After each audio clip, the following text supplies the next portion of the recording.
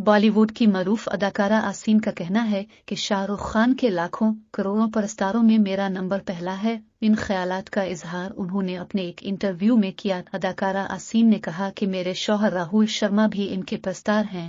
मैंने फिल्म गजनी से बॉलीवुड में अपने करियर का आगाज किया। मैंने इस वक्त नहीं सोचा था कि मैं शोबिज में इतनी कामयाबियां समेटूंगी। ताहम आज मुझे अपनी कामयाबियों को देखकर खुशी होती है।